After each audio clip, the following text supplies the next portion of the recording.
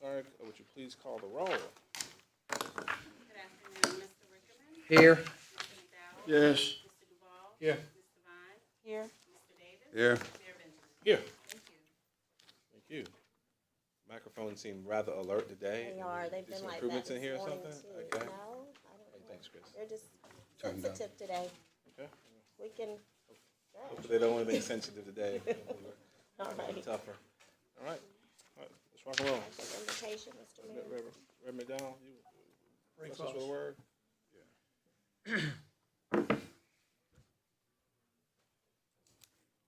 Well, Lord, you've allowed us to come to this place today to discuss the business of our city.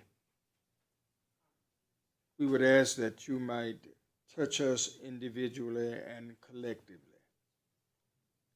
Allow us to sense and yet to be sensitive to what we hear and what we act on. Bless us and keep us. Amen. Amen. Mr. Mayor, at this time, we will start our city council discussion with the first item, the Richland, Penny Bull, and Elmwood intersection. Ms. Raven Gambrell, engineer with Richland Penny program. And then I'll just go ahead and announce the second item because I know Raven and David are working together. It will be also an update on the Richland Penny, Hampton, and Calhoun Road Diet projects with Mr. David Beatty, the program manager for the Richland Penny program. Thanks, Raven. Hey, good afternoon. Thank you so much for having us today. It's always a nice opportunity to get to talk about one of our projects and a project that we get to work so closely with the city on. Again, my name is Raven Gambrell, and I manage projects for the Richland County Penny Sales Tax Program. I work for HDR, an engineering company. First, I wanted to go over just a brief overview of the history and the project needs, and then I'll go over what we plan to change with the project. The project was included in the referendum in 2012, and that was voted on by the citizens of Richland County. The project was originally progressed through the Bull Street development work that was done, and they did a lot of public outreach and worked with a lot of you in that efforts as well, and also had a public meeting here in 2016. In 2017, the Penny Sales Tax Program took over the project, and since then we have been progressing the design and coordinating with both the city and SCDOT for the design activities. Our project is about 95%, 90 to 95% done at this time. The purpose of the project is to improve traffic operations through the Bull Street and Elmwood Avenue intersection. It's also to improve the safety, and we also want to make sure that we accommodate pedestrians as they go through the intersection. Just quickly, I'll go over a little bit of numbers. You can see that there's about 73 accidents over a 3-year period, and we want to help mitigate some of those accidents. About 22 of those were side swipes related to some of the dual turning movements. Right now, there's instances where 2 lanes will turn into 3, and it is a little confusing for drivers, and so our project will help to eliminate some of those confusing movements. This shows the level of service, which is essentially just the quality of the traffic through the intersection, and it's ranked from an A to an F, with A being very easy to get through the intersection. And we're showing here the AM, which is the 7 to 9 time frame, and the PM is the 4 to 6 time frame. And then in the parentheses is seconds, and essentially it's your second delay. Eastbound would be going on Elmwood towards Bull Street, and you'll see the difference, which is in italics, that you gain about 3 minutes in the PM, that 4 to 6 time frame, as you're going that direction. And as you scroll all the way over to the right side of the table, you'll notice that there is about a 1 minute improvement overall in the morning, and about 2 minutes in the afternoon. So that's just a real reflection of it'll save you time during your day just to get through the intersection. Raven, what is build versus no build? Okay, yes, thank you for asking. No build is the intersection as it is today, and the build would be with the improvements that we're proposing. So with the improvements, so with the improvements you're proposing, it only goes to a D? That is correct. You'll see that, and that's a good thing to bring up. The intersection itself is constrained. We have a historic wall against the Bull Street property. There's also the church that's in one of the quadrants as well, and the gas station. So it is hard to do a full scale. You can't really add additional lanes in this area. So they're doing modifications which, although it may not move you up in the alphabetical type evaluation, it does greatly reduce and save time through the intersection. Here's just a general overview of the existing conditions. You'll see eastbound on Elmwood, you have one left turn, a left through, and then a dual right turning movements onto Bull.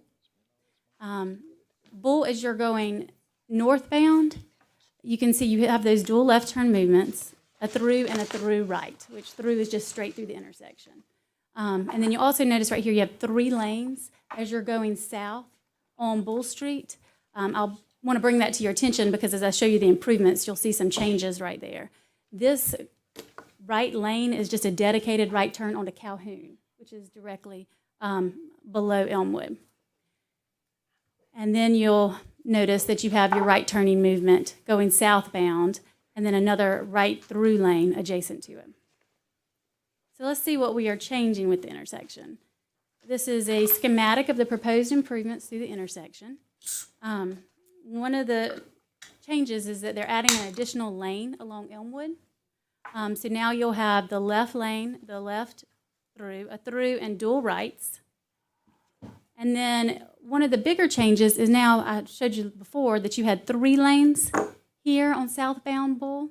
The rightmost lane, which was just that dedicated right onto Calhoun, is now being removed and the lanes are shifted over slightly.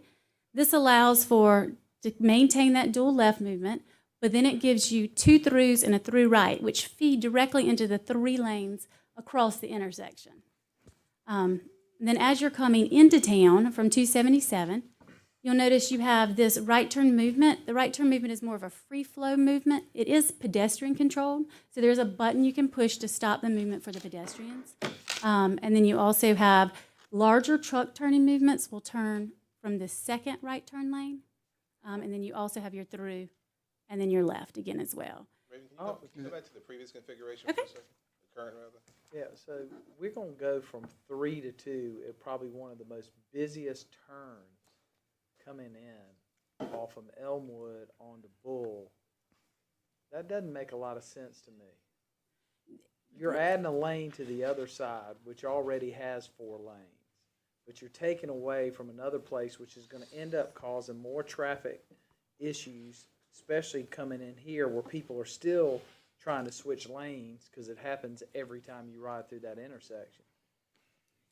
Right, and that movement in itself, because of the fact that you were turning from those 2 lanes into those 3 lanes, did result in some of the crashes. that No, I'm were- talking about you're going to end up with backing up traffic because you're going to congest a highly. I mean, that is in the morning time at the peak. If you're riding through there, it's stacked up already, and now you're reducing it. To add one to the other side, which has less going out, more maybe coming in.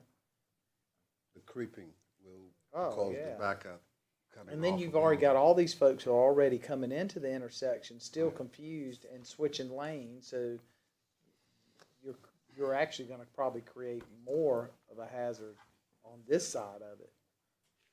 Right, they have studied with the traffic impact analysis, they did study some of the adjacent intersections and how this impacts and affects and have taken that into consideration in the study. This movement that you would be turning into, this right lane is very short and only turns directly onto. It's a strict, just straight right turn movement onto Calhoun. So now it gets these movements, 2 lanes into 2 lanes going straight through. So, and I think what she's saying, because that's the way I come in the morning if I'm going straight to my office. What happens is you've got folks in the far right lane, and as they make a right, they know if they stay in that right lane, they have to make a right on Calhoun. So they turn right, but then they try and immediately get over into that other lane, and then, but you got the other people who are in the middle right lane, they're in there as well. And so, correct me if I'm wrong, Raven, I guess what you're saying is you're reducing it, but you're taking out that dedicated right lane. So as you've got those 2 who are turning right, they still can stay. Well, you're Right. creating more of a backup going the other way. You're not. I mean, from what I'm seeing, Which and other just way what is going out? when you're coming this way, I mean, you're going to back up because you're stacking because you don't have that third stack lane. I mean, that's the way I see it when I come riding through there. When you're coming, you're talking from Bull Coming Street from that way, Elmwood from to two Sandy. seventy-seven? I'm from Elmwood into Bull. Elmwood is cool. That's where you start. How would you make the turn on the Calhoun? And now you've got the dedicated lane. It's still turn, it's just not dedicated. Right now, you have to turn right, Yeah. but now, Is there gonna be an When it's- advanced there on that signal? No, it'll be more of like a right through. So essentially, similar to this lane right here as you're approaching Bull Street Commons, how you can either choose to go through or go right. Raven, if I could offer, Mhm. Mr. Rickman, you are correct. We are taking away the dedicated right movement from Elmwood to Bull to Calhoun. Right. So you are losing that, but you're also losing the weave conflict that Mr. Biden was talking about, the weave. So we will improve safety by removing that weave. And you're really not losing much, if any, capacity. Because everybody that's in the right lane on Elmwood know they have to merge if they want to continue down Bull. So you are losing a little bit in your Calhoun dedicated right, but you're gaining more in safety. Is that the corner we see many of those pedestrian incidents at? Not pedestrian, but the side swipes. Right, yes. That's right, okay. Yes. And so that lane on that block is just one block, right? It's a dedicated turn That- lane. that- And yes. is it Calhoun? That's right, that's correct. It's only one block. All right, Mr. Davis? I've got a question. Go forward. Where you were, right there. Now, the truck lane, is that is signage going to indicate dedication for trucks? Yes, sir. And not the far left, far right? That is correct. There'll be advanced signage that'll hang over the street so that it'll tell you which lane that the truck turning movements need to be made in. Which lane is that again, Raven? It's Second. this one. Particular option. That one will be. and so, Raven, is that part right where you just were? Uh-huh. Is that a median? What is that? Or is that? It is, it's a raised concrete Raised, okay. area. Yes, just to separate that free flow movement from the other movements. Reagan, is there a corresponding increase in the traffic? I guess Mr. Rickman's talking about coming east off on Elmwood. I mean, so you'll reduce the erratic driving turning onto Bull, obviously. We're going to start seeing more cars stacked up coming off of 26, coming towards Bull. It is my understanding, no, Okay. from the traffic analysis and the things that they've prepared and looked at. Okay. Let's keep on moving, y'all. And we'll- Are you gonna talk about the no turns for the? Yes, so, thank you. So, yes, so basically, thank you, Ms. Wilson. With these improvements, it does mean that there'll be some loss of on-street parking along Elmwood, specifically between Wallace and Bull and then between Marion and Bull. One of the things is we've been corresponding with the Department of Transportation is that they have a safety concern and have provided some crash data to justify, and they have dictated closing the median across from Marion Street. So right now, you're able to turn left onto Marion Street or to turn left out of Marion Street onto Elmwood. And the There'll be a Department lot of no-name deli fans mad. We're hitting that. You know, that's an impact on a driving Well, business. that's a bad way to turn anyway. That's right. And, and We made that turn we're, yesterday. It's we're dangerous. certainly thankful to be is. here It's scary. to tell you about this as Very well dangerous and make turn. you aware of this. DOT did And pull, they're taking away the Calhoun designated line, so you're double hitting them. Because that's your turnaround, and you miss it, you come around.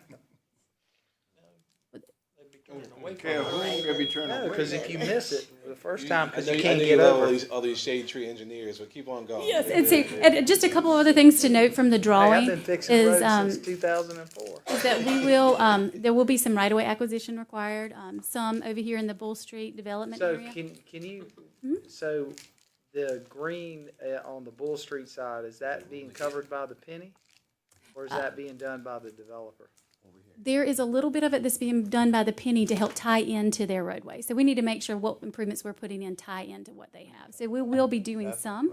To the right. The red line that you see on the page, that is essentially what area we're looking to acquire, because there's going to be mast arm signals and other things there, so that we need to make sure that. Don't overpay. It's 90,000 an acre. Just make sure they charge you the same amount they do everybody else. Thank you. I will write that down.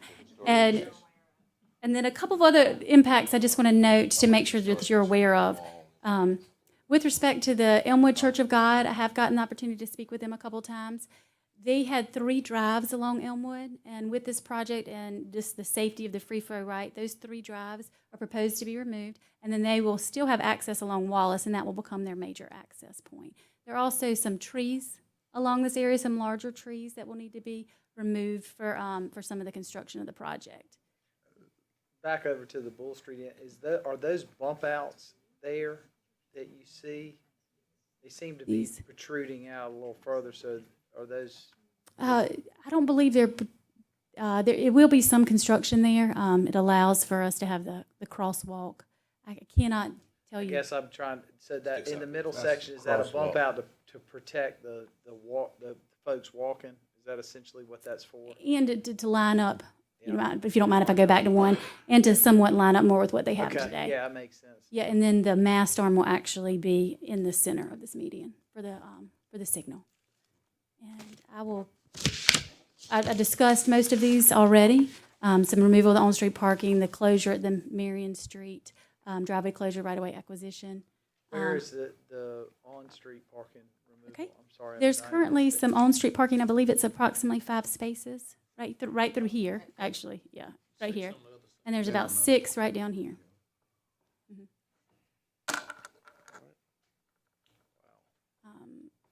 a lot of impacts on that one block. And then this is just a closer up view of the Elmwood Church of God. I pretty much went over all the impacts there. And then this one is at the gas station. You'll notice that the radius is increased. This allows for those turning movements, those truck turning movements. And What's the then, cost of the project? right now, our overall project cost is about $3.2 million. And that includes every aspect: design, construction, Right-of-way construction, acquisition? inspection, right-of-way. Yes. Do we get meter money back? And we expect this will obviously mitigate the accidents. What do we think it'll do to traffic flow? Greatly improve? It should, yes, about, and some of the movements, it was up to about a 3-minute improvement in the time that you would get through the intersection, 3 minutes faster. In every direction? No, not in every You direction. know, of course, I'm curious about coming off of 277. So, Okay, that would be the southbound, and then in the morning, it looks to be about 30 seconds. And then in the afternoon, it does increase a good bit more. Raven, if I'm correct, making that movement coming from 277, making a right onto Elmwood today, you do have a bit of a free flow and a protected left rail, but it's not continuous. That is correct. The new improvement, it will be continuous. So you'll be able to continually move unless someone does stop for pedestrians. We do have a signal that allows them to push it and stop for the pedestrians. So I'm understanding this completely. So southbound, obviously from 277 in, it should go from 72 seconds to 43.1 seconds. To go from where to where? I'm sorry. Just to get through the intersection, Just to get, as you're going southbound. once you get to the intersection. Right, to get through the intersection, yes.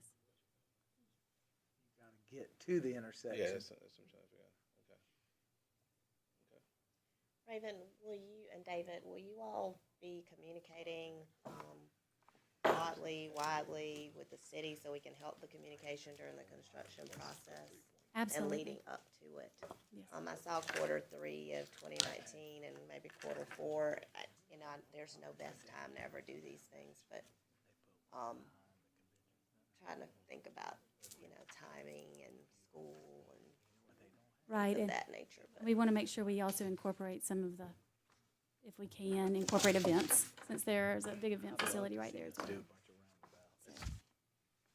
But we are right now, we've just began the right-of-way acquisition phase, and we're doing a little title research, and then we'll start approaching different property owners. So we want to make sure you're aware of this before we start doing those as well. Thank you. I noticed this weekend when I was coming into town on Sunday, which was, I think, Robert, I called him because I was like, what's going on? Because Elmwood was shut down, but that was DOT paving. Is there the ability to work on Sundays for these projects? I know we're a little far out, but is that a consideration? Right. Because had that been going on during the workday, what was happening on Sunday, that would have been a disaster. We will include some lane closure restrictions and some restrictions within the contract based on DOT standards because of how busy this intersection is. We have your cell phone number to give constituents when they call. I can certainly provide it to you. She'll have a new one by Q3 of 2019. Which, in all seriousness, Yeah. is why we asked David and those viewers. It's a transportation penny project. It is a project in the city, but it is being, administered by their team. So. And as is the next project that has some interesting things that Thank you y'all so need to much. know about. Thank you, Raven. Thank you. I'm getting calls on this one. Yeah.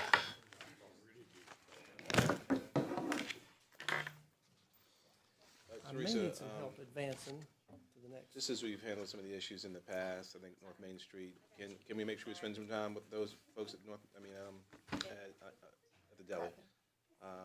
Just to figure out if there are any ways we can help them, with marketing, mitigation, let's just think about it. I assume they're probably the most adversely affected in some way. We've done some stuff in the past. Wonderful staff, directive, rock and roll, all right?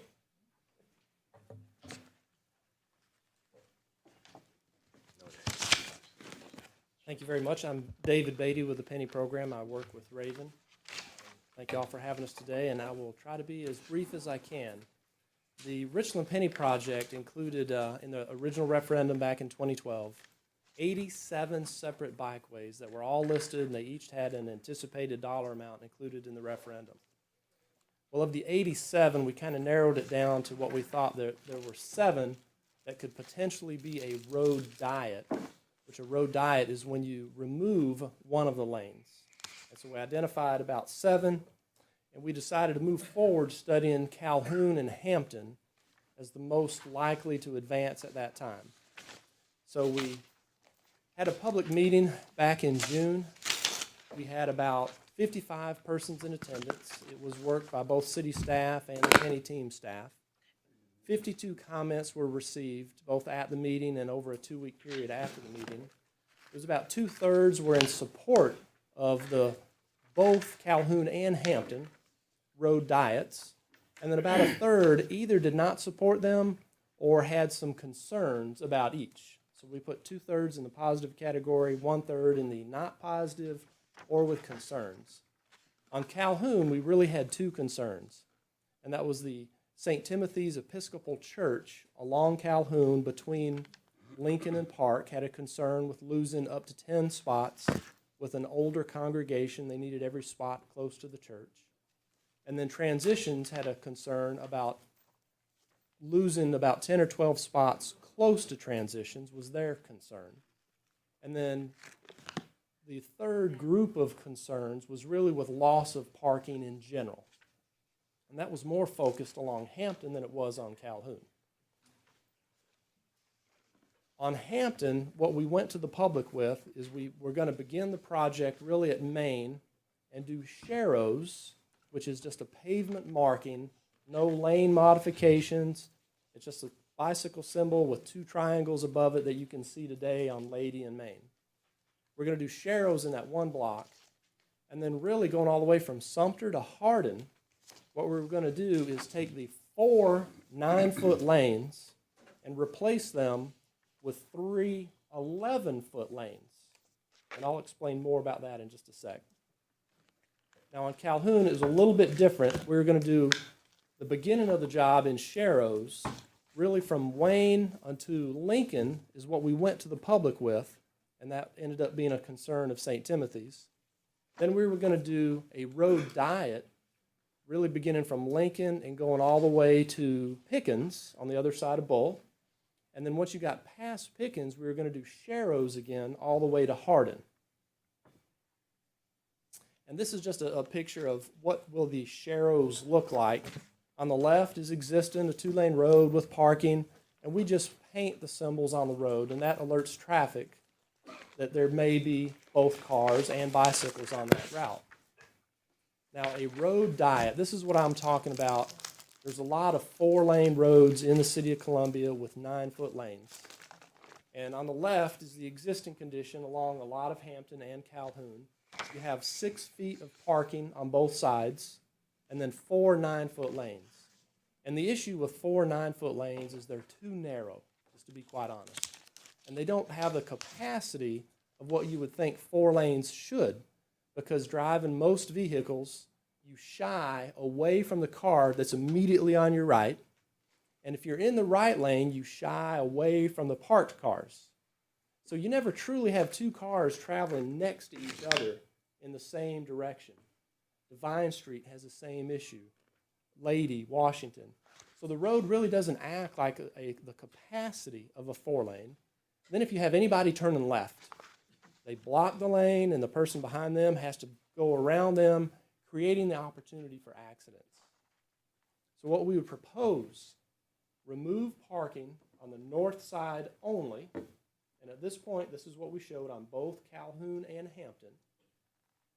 If we remove the parking on one side, and we change the 4 9s to 3 11s, we could add a 5-foot bike path and then park cars on the other side. And so this scenario with a road diet, you improve traffic and you improve safety, you add bike accommodations, but you lose parking. Those are your pros and your cons. I've kind of explained the whole shy distance. Originally what we're showing and where we're at today is on Calhoun to mitigate the public's concerns. What we're recommending to you is that we leave the parking in front of St. Timothy's Church on Calhoun between Lincoln and Park, right behind the federal courthouse, and go with Sharrows. Then we would begin the road diet at Park and carry it all the way through to Pickens. So you would be losing parking on the north side only, a total of 21 metered spaces. And I think there's a couple of free spaces and maybe 1 handicap space. So a total of 24 on Calhoun would be lost. So we would accommodate St. Timothy's by leaving those and doing Sharrows. Transitions, city staff has stated that they can effectively replace the parking that some of the transitions folks use today, just at another block over. So I've personally spoken to Mr. Craig at Transitions, and he's good with that concept. So he said if we could do that, that would alleviate their concerns. So Calhoun, we think we can accommodate both concerns, and you would minimize the amount of parking that would be lost. Hampton, on the other hand, had more concerns with parking. And that could be debatable whether or not those impacts would be significant. I guess it's all in the eye of the beholder. But I've presented this presentation to County Council, their subcommittee last week, their transportation subcommittee, and then presenting to you all today. And what County Council asked and recommended is that we defer moving forward with Hampton.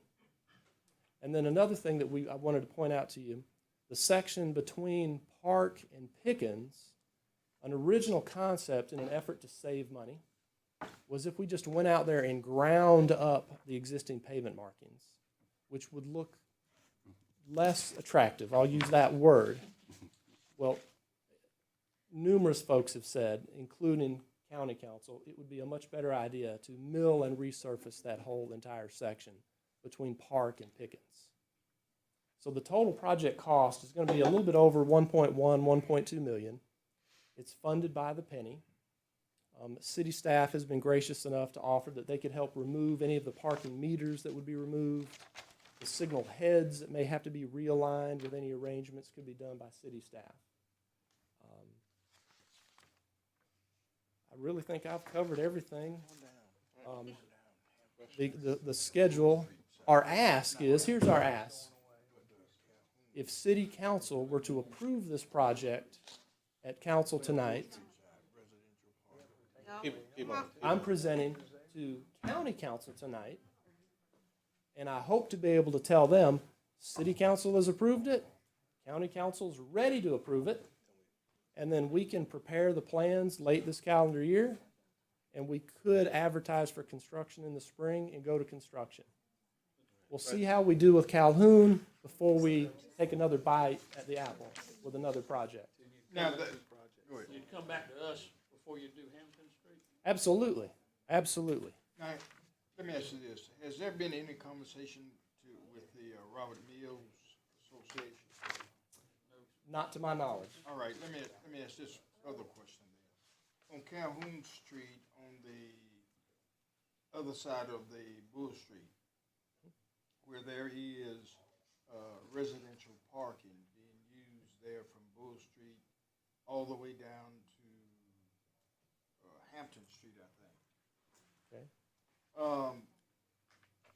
What do we do with those persons who use that excessively for residential parking? What happens to that part?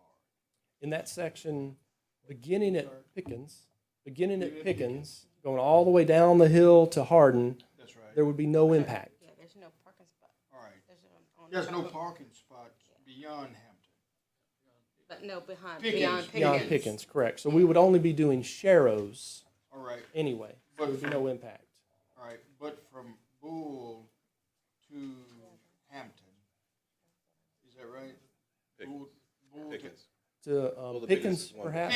Pickens. That I'm one sorry. block, that one You block. got one block in there. Well, But you- that parking will remain the same. No, sir. That one's come out.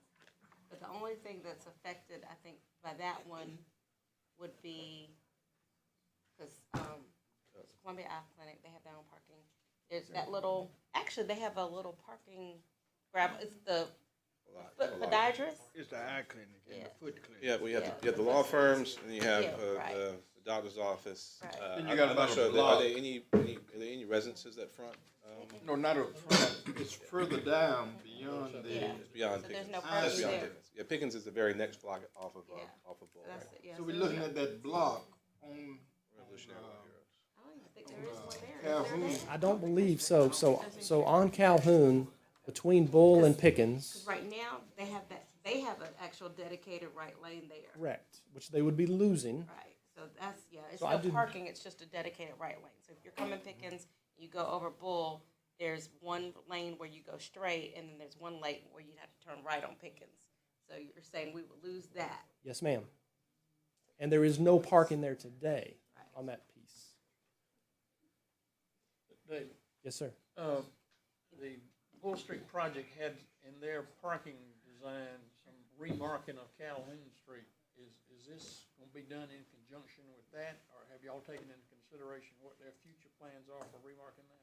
We have not addressed this specifically with the Bull Street development. No, sir, we've not.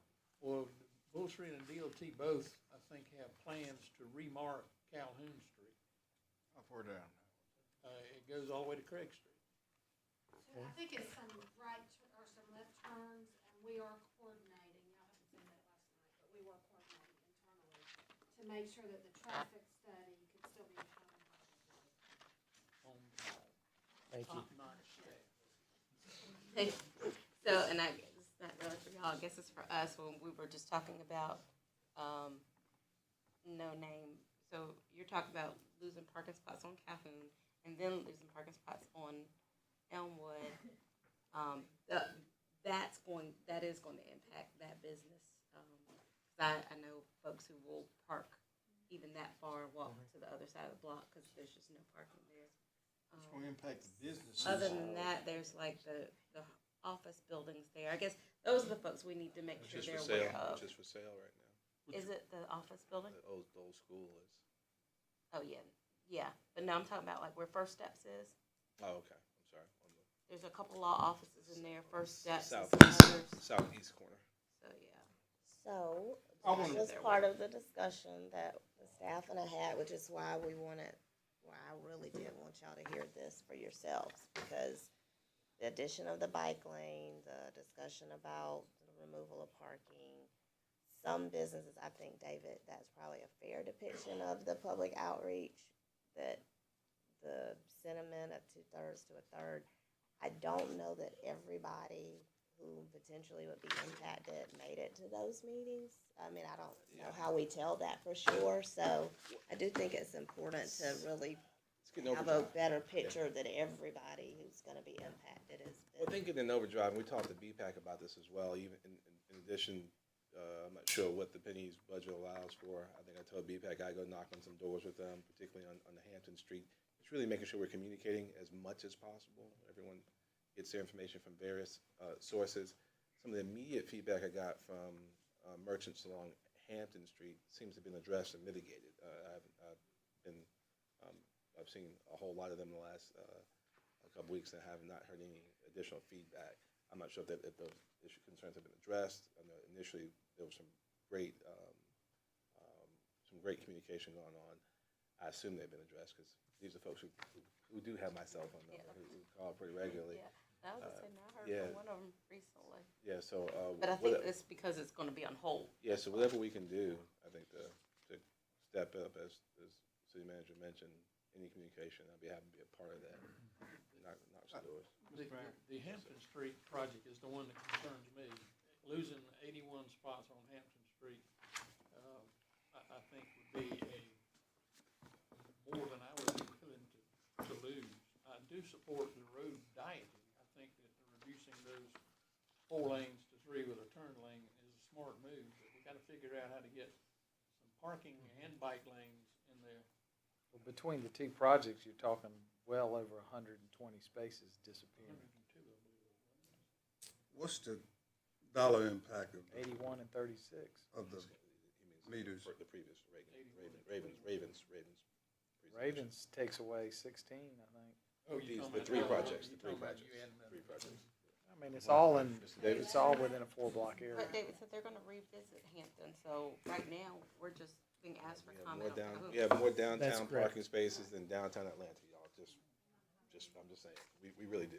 So I our, get a ticket every time. our path forward would be got taking a ticket city down there council's later? direction on your I wishes. do. Oh, that's right, you got security. If you were to tell us to move forward with this project, and I expect county council to tell us to move forward with this project, this is the schedule that we could be on.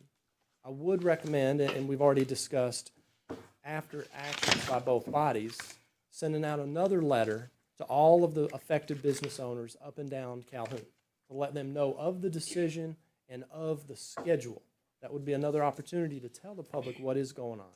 Yes, Well- and I'm sorry, I think, yes, we should do that. I think we need to stay on schedule. I think we need to have that communication and then have that communication manifest itself in a meeting where we can have some face-to-face, That's correct. answer some questions directly. Mr. McDowell? And that's the thing that I'm pushing for. It would seem to me that the thing that we ought to do if we're going to follow this schedule, residents in that community association ought to have that kind of conversation, that kind of dialogue.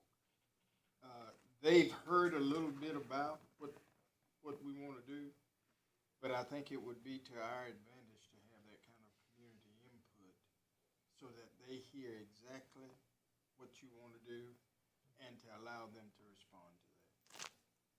And I And can, particularly, that's in the Robert Mills Association. and I can speak on behalf of the Penny team. We'll be glad to do as many public meetings and as much outreach as desired. Okay. So you want us to And I would just, approve the Calhoun project, and after you get it finally designed, you're gonna do the publicity with the Calhoun neighborhood.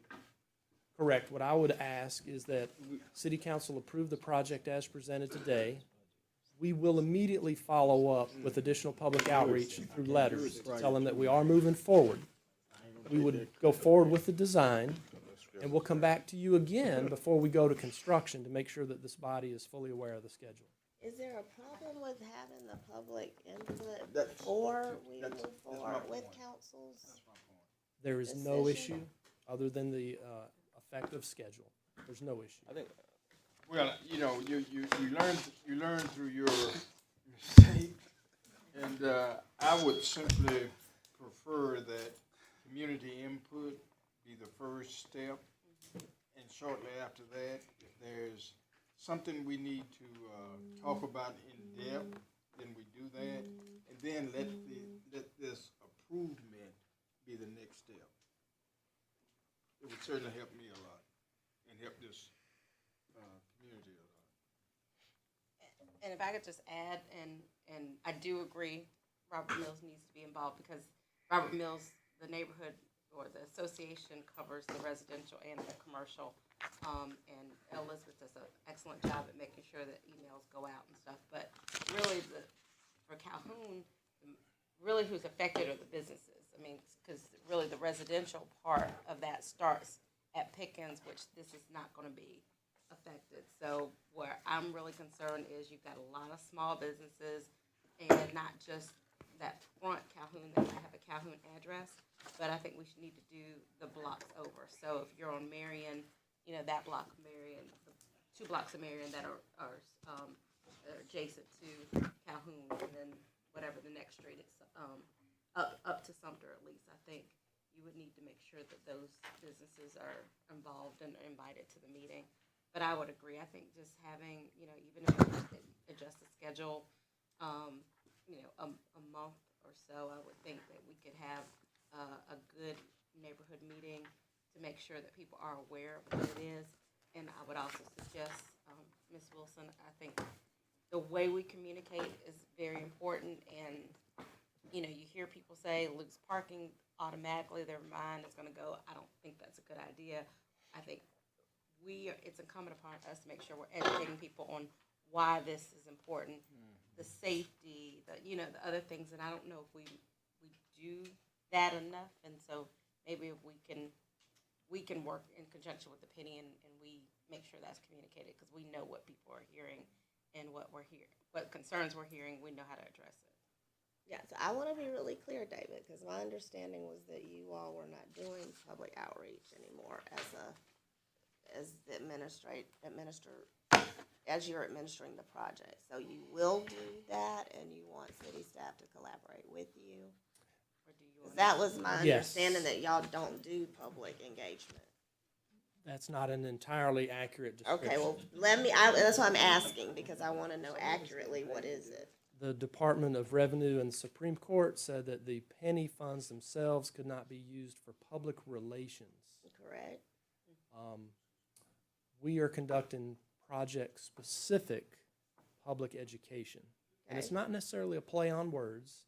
It is a different subject of a specific project meeting with the specific affected owners. Okay. Well, we want project-specific public education to happen immediately. And we have had assistance and leadership from city staff. Okay. So thank you for that, and we would propose to continue that. Mr. Duval? If we're gonna have some, public education on Calhoun Street, I think we need to overlay proposed changes that will be coming with Bull Street. If we're gonna get their attention once, might as well take that opportunity Right. to show them what's coming down. 'Cause especially that block right there is affected by both. Calhoun. Will it go somewhere? Well, Calhoun and Marion. So you're talking all those businesses I just talked about, No Name Deli, those law firms, there's like a CPA firm. All of those are affected by both of those projects, so. Right. All right. We will be happy to work with you on that sooner than later, so your schedule isn't impacted too much. Thank you very much. And David, as soon as I guess there is a date set, we as the representatives of the area need to get it on our calendars so that we can be present. Absolutely. So can we work to coordinate with staff to make sure it works with our schedule? So our next action item will be to schedule a public meeting and do the appropriate public education. Yes, sir. We'll work with you on the timing so the council members can attend. Fantastic. Thank you so much, David. Thank you. Thank you, buddy. Our next item is the Clean Water 2020 update. Mr. Clint Shealy, Assistant City Manager for Columbia Water, and team, I'm sure. Yes, indeed. Why don't y'all switch those two? Oh, the two buckets? Yeah, No, just switch the she wants bucket. to send the Well, whole before thing the down. vote, let me get an almond joy. Four already, I don't need any more. Good afternoon. Thank you for the opportunity to come and talk about our Clean Water 2020 program and what we've been doing. 2 meetings ago, we talked, y'all approved the next year's program contract, and we committed to coming back and just telling you some of the advancements that we've made in the past year and just kind of give you a status of the program. So that's really what we wanted to do today, give you a little more detail and talk about some of the really good things that are going forward in our wastewater collection and treatment systems. I want to thank you, first of all, for your support and funding the capital projects and the program and the different operation and maintenance programs that we've needed to make the progress that we've made so far. I want to thank the program management team, Brian, and your group. Really are doing an outstanding job for us. And finally, thank Joey and our city staff. They are really dedicated and are working very hard to make positive change. And I think what we've tried to do is structure this presentation to show you some of the changes that we're making, why we're making those changes, and how they're building toward results. And so we're going to show you some of those positive results that we kind of previewed 2 weeks ago or 2 meetings ago, and then give you a little glimpse of where we're headed and how things look moving forward. So I'm going to have Joey speak a good bit, and we're going to ask Brian to come up and speak some.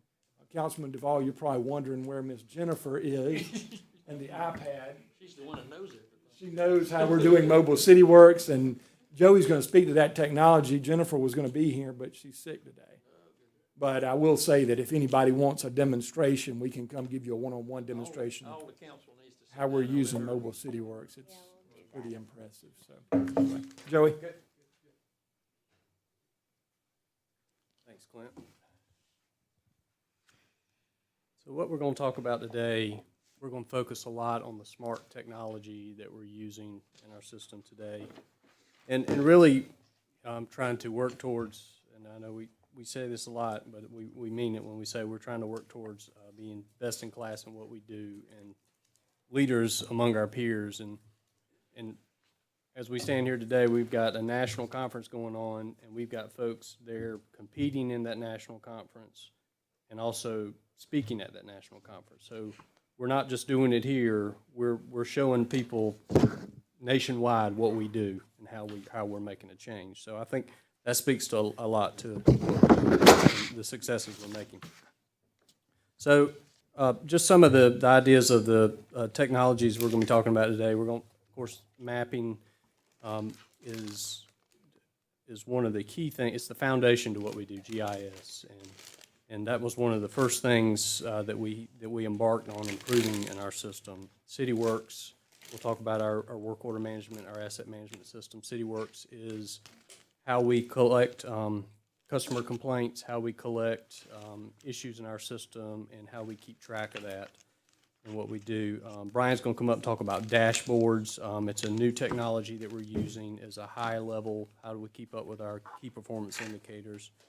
And some of the other technologies, the hydraulic modeling that we're doing to build our capacity assurance program to make sure that we are properly tracking the flows we have in our system. So talking about CityWorks, for those of you, just as education, CityWorks is our computerized maintenance management system. It is our work order system. So this is how we keep track of the service requests that we get or the complaints that we get about a leak in the road to an SSO to anything related to our utility and that could potentially turn into a work order, and then it keeps track of the work we do in our field. We implemented CityWorks as a city in about 2010, and we utilize it not just in water and sewer, but we utilize it in public works and other areas of our city as well.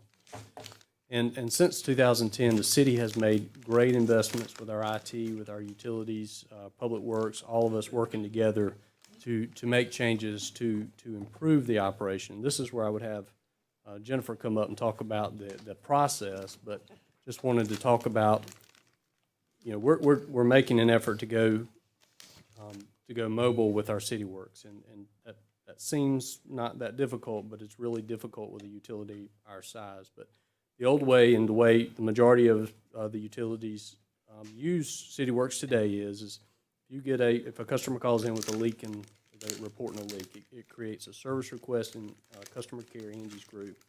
That service request goes through the system to someone in water who has to get in their inbox, who has to dispatch somebody to go see it. They may have to print something out, get a report back, and just that process alone could take a day. But if we're doing work, that a work order is generated, then that paper has to go to a district supervisor for water who has to do the work, document on that piece of paper, hand it back in. That information that they handed back in has to be input, and all this could take at least 3 to 4 days to work in some cases.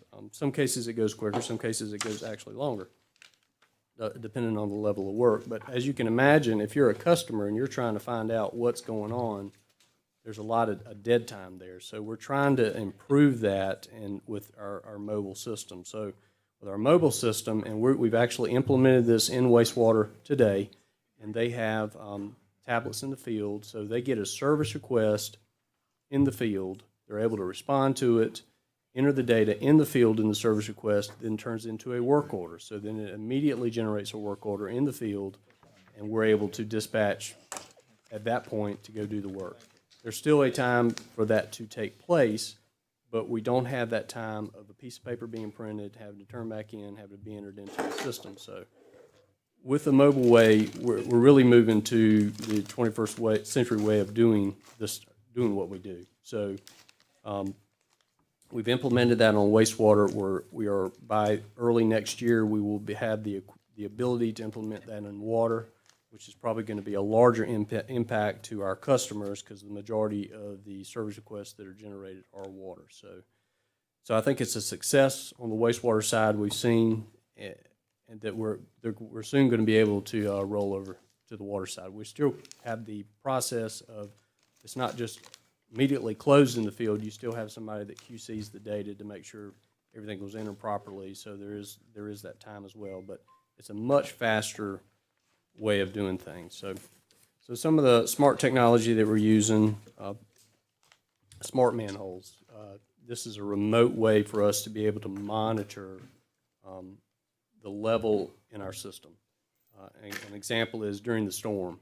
We didn't have to dispatch people during the storm to check for SSOs. We knew mobily, guys sitting at home knew whether or not they had to go out and look because of our smart manhole system. So we don't roll a vehicle like we always roll the vehicle during a storm. We still occasionally do in certain areas, but now we're able to remotely monitor that. So that's a smarter way of doing things. Talked about the GIS. We are heavily investing. We have on the wastewater side. We are now starting to on the water side. We did our gap study within our utility. One of the biggest comments we got from both divisions was we need a better way of mapping our system. So we're investing heavily in our GIS today. We utilize a system at our treatment plants called HawkWIMS, which is it populates data through our treatment process. So all of our staff have the ability to see the data, and they're able to make data-driven decisions. So they're making smarter decisions at our treatment plants in our process, and that actually extends out into the distribution system. And I mentioned hydraulic modeling. With the improvements we're making to our GIS, we're making improvements to our hydraulic modeling, which ultimately builds up to our capacity assurance program, which is a program we're required to have, but we're going to have one that's going to be able to take.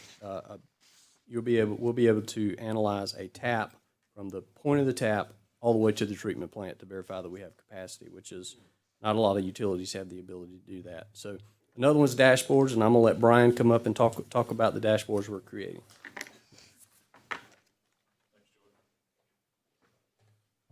So like Joey said, what he's getting at is making data-driven decisions. That kind of fits under the larger umbrella of business intelligence you hear about a lot, big data, data mining. And what you see if you read business articles and stuff, you see that companies are using these to make better company decisions and to ultimately make more money. What we want to do is bring that concept of business intelligence to the utility industry. It's not really been here historically. So what we want to do is be able to use tools to be able to make those better decisions. Because if I can get you making better decisions, more efficient decisions and the correct decisions in a timely manner, you're going to become a better utility. So how do we do that? All these things Joey just talked about create data. There's a whole bunch more. We could bury you in data. Some screens I'm going to go through here in a little bit. The CityWorks system has 220,000 work orders in it right now. That's big data. And that's just for maintenance on the collection system. So how do we use this in a way that can actually help us make better decisions?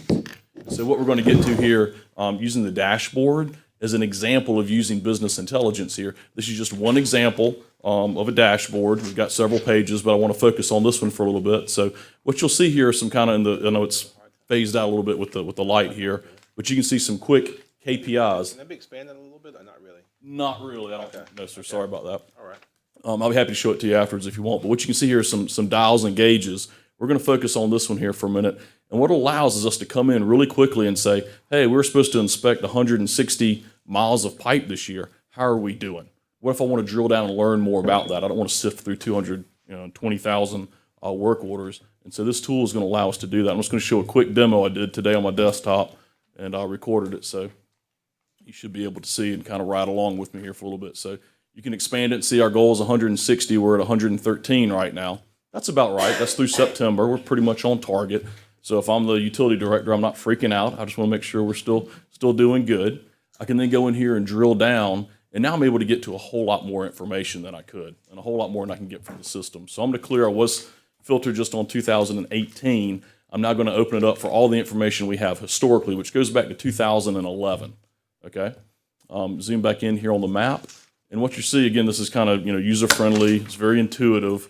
I'm pretty sure my daughter would be able to figure this out. So you can go in here and actually see information and see the overall levels of inspection that we're doing. You can see this thing started climbing here in the last couple of years. That's good. We can see that very quickly. We could get back out if we wanted, or we can drill down more. Also, you can come in here. I'm going to click. You can see the blue is CCTV inspection. That kind of red color is SL-RAT. And that inspection actually goes through and, see. So if I go in here and click on the years that were historically CCTV, I can see the price that we've paid historically for CCTV back when we were doing just that is $1.41 a foot. That's a video inspection. It is. That's running a camera through the pipe.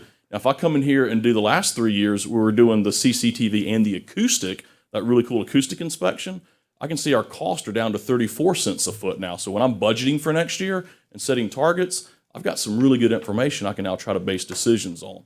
And this is literally live as fast as you can click it on my screen. You can come in here for the last 3 years that are still highlighted and see the trend. We can see we traditionally fall off. That's probably because we're on task to hit the target, so we can ease back off. We can also go in here. Gills Creek and Mill Creek are two basins we have a lot of problems in. I can filter now just on the last 3 years in those two problematic basins. And all the information is changing as fast as I click, including the map, and you can see where we've done work. So it allows you to be able to drill down, click very quickly, and be able to see any troubles. I can also go in here if I'm just very concerned about a particular neighborhood or area. I can go to the map, circle the actual instances of where the stuff's happened because we capture it geospatially as well based on asset ID. And now I've got specific information for a certain time period for a particular neighborhood. Okay. Now there's nothing magic about this particular example that I've got, but it shows you how we can go through any type of work order, any type of information that we capture incredibly quickly. So if you talk about smart cities, digital, making better decisions, having this at your fingertips as a utility person is revolutionary. There's nobody else in the country right now doing this to this level other than Columbia. You're gonna have it on the water side by the first of the year. Not by the first of the year, but it is coming. It will be coming. And see, that's the thing is with doing, Joe's going to talk in a second about asset management, doing the right stuff, the things EPA tells you to do, becoming a best in class. You're capturing the data, you're doing the stuff, so you've got the cake.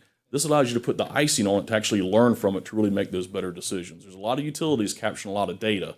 There's not very many utilities that can use it to make correct decisions. At the end of the day, this is great, but if we have to utilize it. Mm-hmm.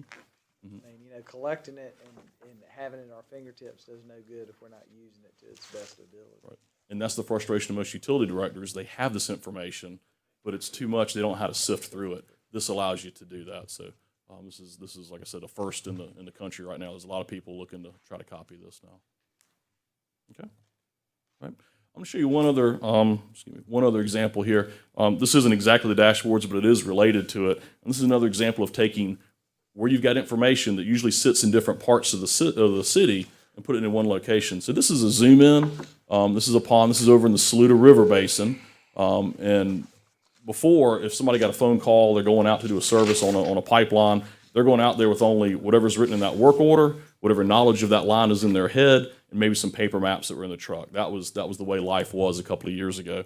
Now with the information we're doing, I'm going to show you how a guy going out there, a workman in a truck, has a lot more information. So now, with the tablets and the mobile technology, they can very quickly filter and see what's been inspected. I can see that this line has been inspected. I can also click the history of what's been rehabbed and see if it's been rehabbed or not, and I see that it's not. I could then go click on the line, and this can all happen in the truck while they're driving down the road because we got mobile technology now. I can pull up some information, and I can see there's a real bad defect right here. I can highlight it and pull up some additional information. I can go here, I see a bunch of information about the pipe, but I can also literally pull up a picture of that defect. You can see this isn't a great picture. It just happens to be the one I clicked on. You can see some cracks in the pipe. So as I'm driving out there, I can see the life history of this pipe if we've inspected it. Now, before we would have had this information, but would have sat inside somebody's computer on somebody's desk back in an office, not in the hands of the guy in the field that needed it. So we're now able to take the information of this entire organization and put it in the hands of everyone.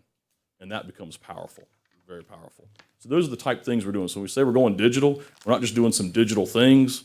We're going full digital and going really kind of cutting edge and doing some stuff other utilities aren't doing to make you better. And this is what we're trending towards and what you're going to see. Okay? Cool. Yes, sir, Mr. Davis? Rehab means repair or replace, or both. Yes, sir. Traditionally, whenever we say rehab, it's generally a repair to the line, like putting in a new liner. Sometimes we'll talk about asset renewal. That could be a replacement or a rehab. Usually whenever you're doing rehab on a pipe, you have a quick decision, cheaper to replace it, cheaper to line it. Type discussion. Two things, from my perspective, lately, there's been a number of notices of spills, so forth. That is an improvement.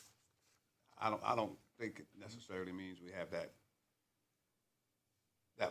many problems with the system, but things happen and people get timely notices. Mm-hmm. And, It's not spills, it's boiled water. well, We have yeah, very- I know. We have very few of the spills these days. You know what I mean? The boil water notices. Mhm.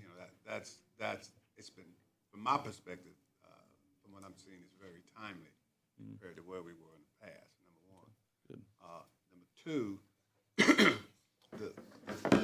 the technology that you're using now and the information that you're able to share, I'd like to see that.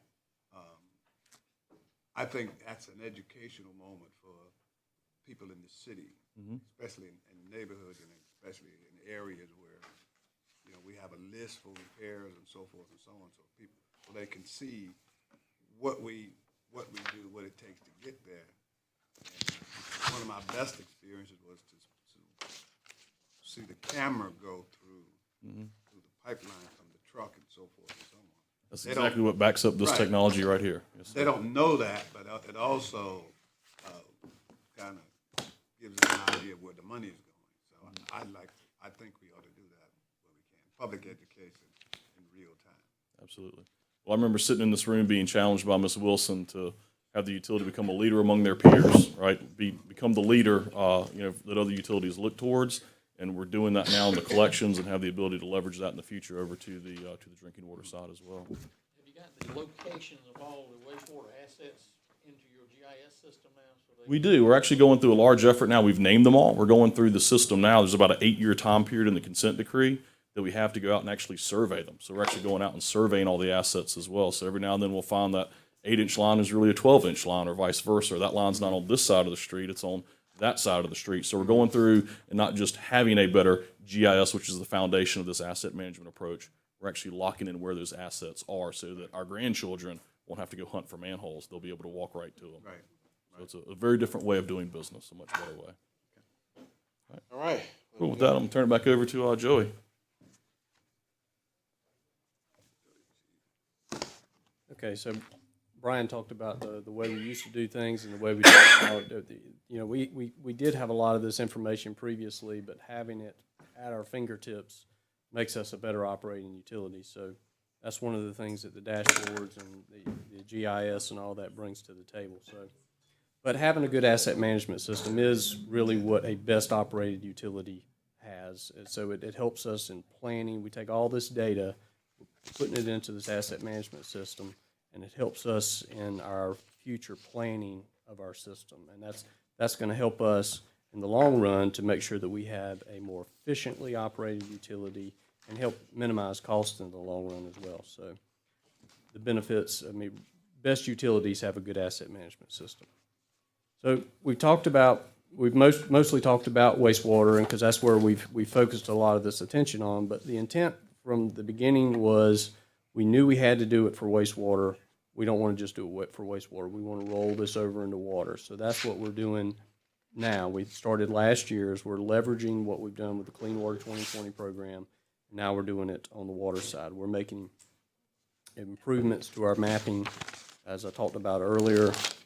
We're doing that today. We've got we just hired 2 new GIS techs, and that's their sole focus is to input water into our GIS from the data we collect in the field.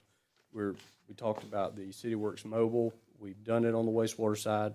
By next year, next calendar year, this fiscal year, we will be doing it on the water side as well. And the goal is to improve our operations, but ultimately, we're going to be improving our customer service. We're reducing that dead time of when we get a complaint to when we're able to actually, when Angie's folks get a call and they want information on a customer called in previously, the intent is for Angie's group to have that information to be able to relay to the customer effectively. So, talking about the CD, wanted to give a regulatory update. We're happy to say that most of the programs that are required by the CD have been submitted and have been approved by EPA.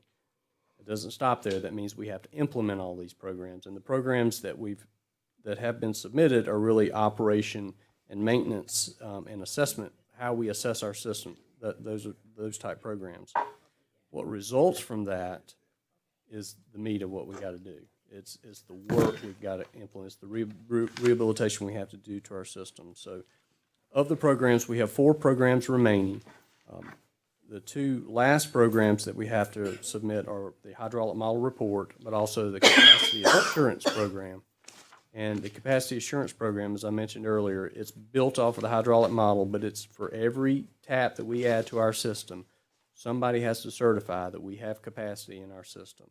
And it has to be built off of a well-calibrated hydraulic model because as our requirements go, we're allowed to surcharge slightly in our system, and if we don't have a good hydraulic model, we're not going to be able to simulate that. So it's important that we have a quality hydraulic model because, as I mentioned earlier, we're building this capacity assurance program that most utilities don't have,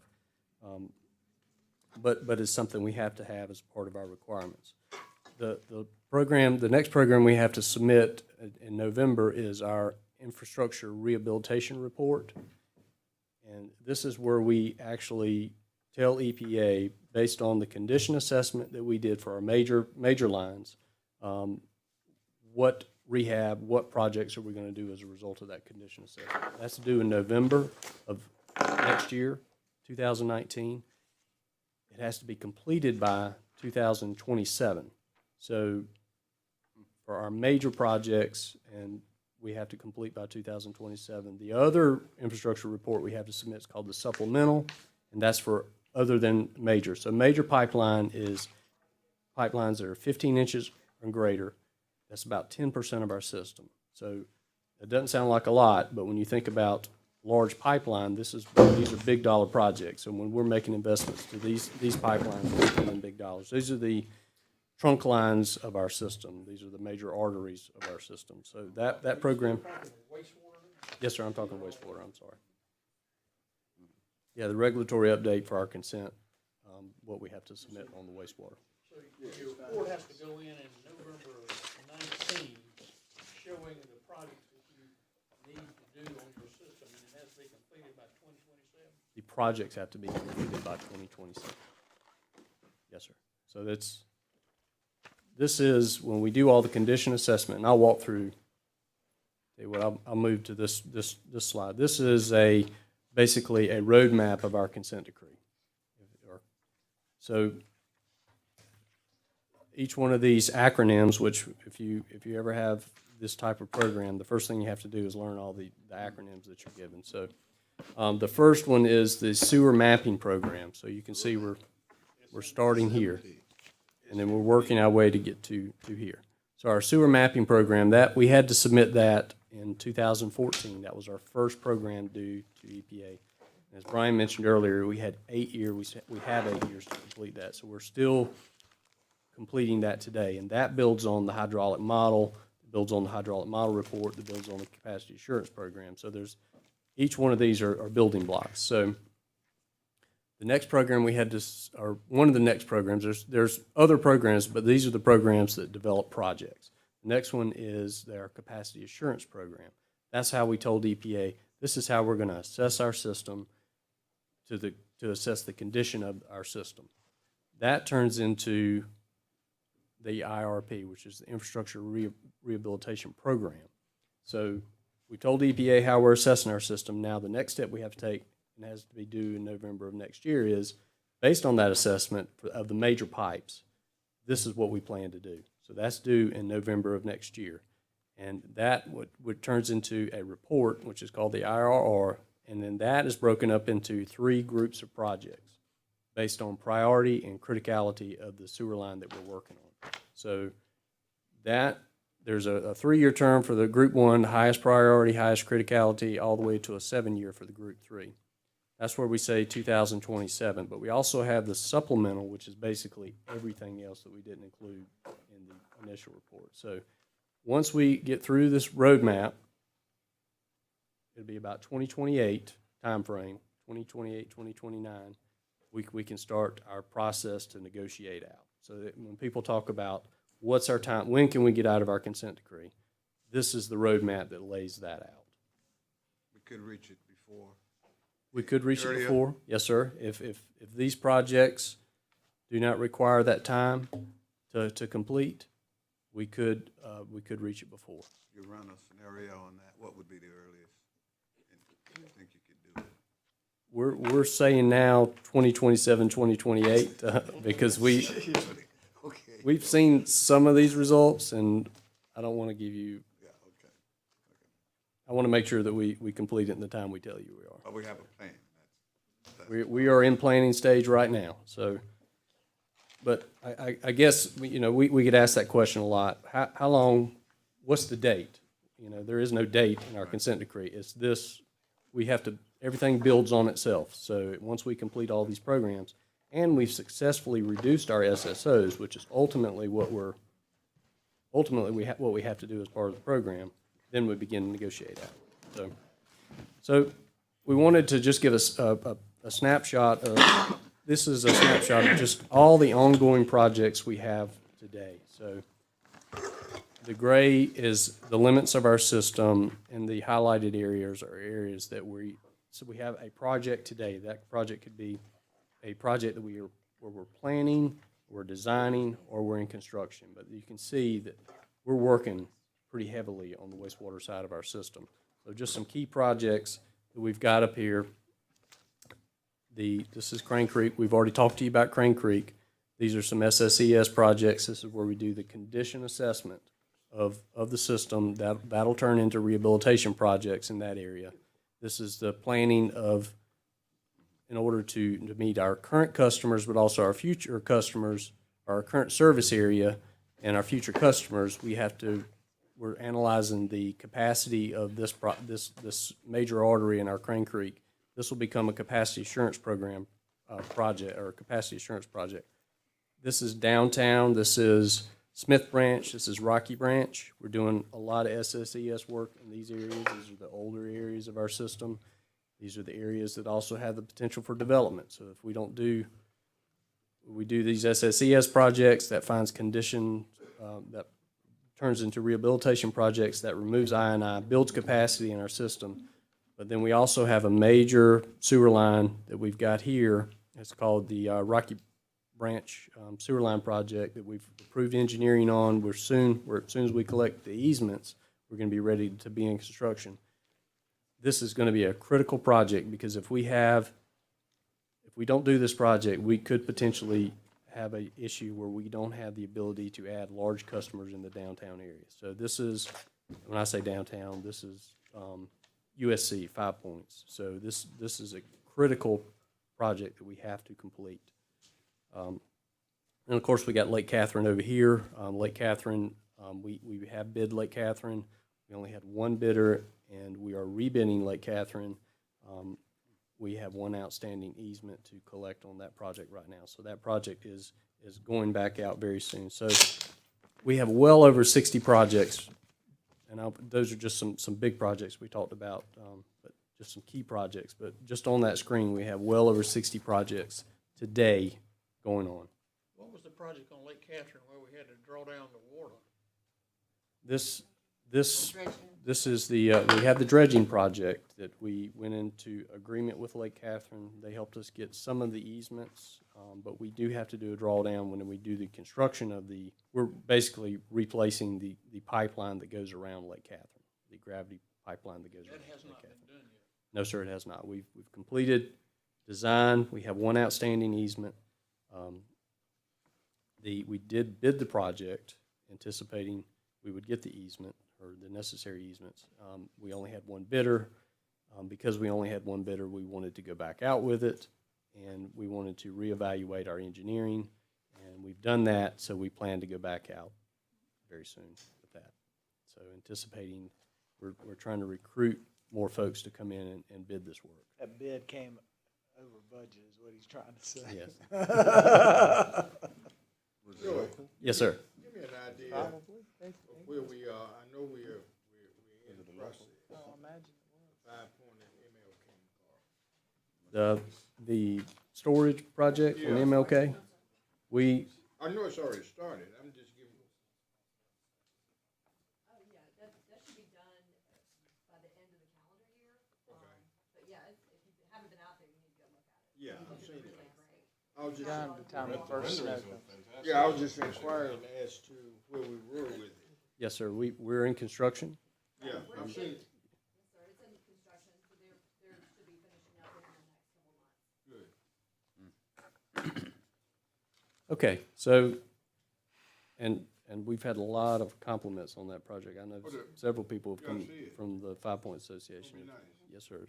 All right, so SSO update. So Clint mentioned the results. So all of this investment that we're making, what are the results? So we've made a significant reduction. And early on in the program, we hit the numbers, so we brought the numbers down.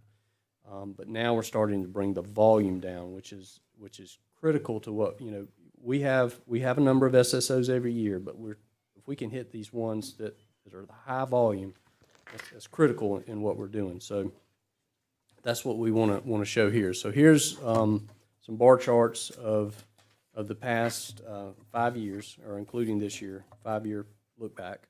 So the large jump here, this was the 2015 flood.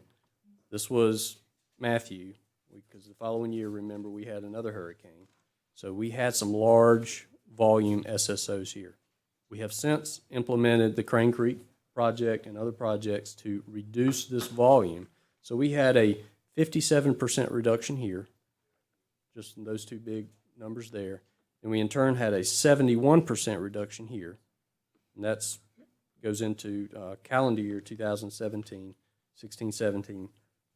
But where we are today, we're at an 86% reduction today from last year. So those are some very large reductions in volumes as a result of the investments we're making. So when Clint mentioned the results earlier, this is the result of the investment we're making. So I'm trying to do the math. So from 15 to this year, what kind of reduction is that?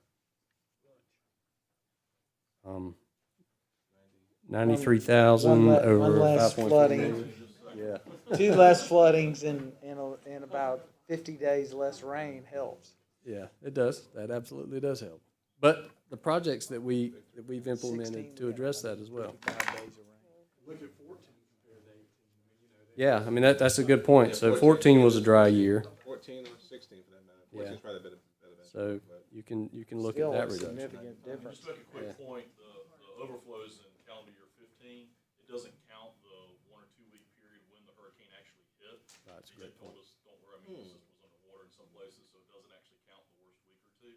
But if you just looked at calendar year 15 to now, and I don't want to jinx it because now it's still adding up, but if you just compared your calendar year 15 number to 18, that's a 98% reduction. You How look many at different days 14. of rain in there too? I mean, Weather's been a big part of that, right? I mean, that's a big impact, but doing the infrastructure improvements, there's several projects we can point to specifically that would explain a lot of that reduction as well. be interesting to compare it, apples to The apples. weather absolutely has a factor in that, definitely. So this is the volume. So here's the numbers. So if you look at the numbers, you can see the early years, we had a great reduction in numbers. That's a result of the operating programs that we implemented, like our grease program, where we're heavily looking at, grease, we're investigating proper grease traps and other public education on don't flush, grease down your drain. So that hit a lot of the, early year slope down. But you can see we've somewhat leveled off on the number of SSOs, even though the volume has drastically gone down. We have somewhat leveled off. And a lot of that's due to we have a lot better accountability today on what we have going on in our system. So we're catching a lot more. So this year, I think it's 180. I'll read that, but about 180. So but that includes SSOs in our system, but it also includes SS on a service line. So of those 180, 147 of them were less than 500 gallons. 113 of them were less than 100 gallons. We record 1 gallon. We're the only utility around that records every gallon overflowed. So if we have a 1 gallon overflow, it goes into that counting. Most utilities record 500 gallons or less. That's what they're required to record, or if it reaches a body of water. So of that 180, 147 of them, we would not, unless we reached a body of water, we would not have to record. So that's huge when you talk about numbers, when you compare yourself to other utilities. So it's always important to note that this will continue to go down with all the investments we make, even though we've somewhat flatlined today. We've hit the big boys. So we've hit the low-hanging fruit. So now, as we continue these, our SSES, our condition assessment, we're making those investments in areas that we have not routine, but every once in a while SSOs due to roots, grease, collapse line. Those are the biggies that we see a lot of because we have older infrastructure. You're going to have those type issues in your infrastructure. So we're attacking that today. Every one of these SSES projects that y'all approve, those are condition assessments that turn into rehabilitation projects that hit those issues that ultimately is what's going to bring our number down for SSOs. So with that, Clint, I'm going to let you. Thank you, Joey. Before you go ahead, Joey, I guess, I know we've got to get past this before we can hook the system up with the water, but what impact or how will the automated the meter and this mobile system work together, or does it? Well, I think, Yeah, take a stab. You help me out. So I think the automated metering infrastructure will allow us to, and will empower customers to know if they've got a water leak quickly, rather than us going out and manually reading that meter. They'll have access to that data. It will also allow us to automatically push a leak alert to the customer the day or two after their water use pattern is indicative of a leak. So that's really, really important for us in terms of, and that's where we get a lot of customer feedback and a lot of frustration from our customers. I didn't know about this leak and I got this high water bill, a couple $100. So I think that will hopefully help stem some of that.